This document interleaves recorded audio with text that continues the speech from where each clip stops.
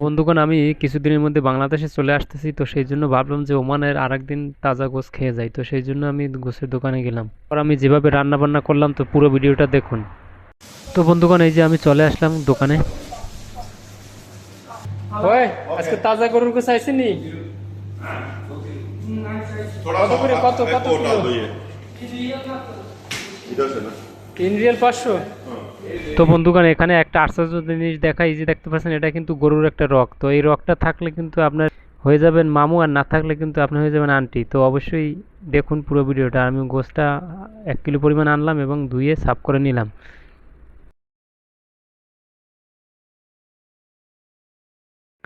তো গোশটার পানি কষিয়ে আমি এটার উপরে আদা রাখছিলাম, কিছু আদা দিয়ে দিলাম, আর তেজপাতা দারচিনি ছাল দিয়ে দিলাম, তারপর পেঁয়াজ কুচি দিয়ে দিলাম।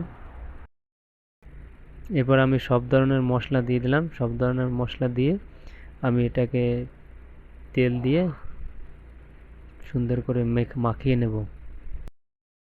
তো স্বাদ মতো লবণ দিয়ে দিলাম। তারপরে এই যে আমি তেল ঢেলে দিলাম, এটা পরিমাণ মতো তেল দিলাম। এখন আমি এটাকে সুন্দর করে মাখিয়ে নেব। আর এটা হাতে মাখাইলে অনেক স্বাদ হয়, টেস্ট হয়, তো সেই জন্য আমি হাতেই মাখিয়ে নেব। তো ওইভাবে আপনারা চেষ্টা করবেন হাতে মাখিয়ে নিতে সুন্দর করে। তো বন্ধুগণ, এ পর্যায়ে আমার মাখানো শেষ। এখন আমি বসিয়ে দেবো চুলায়।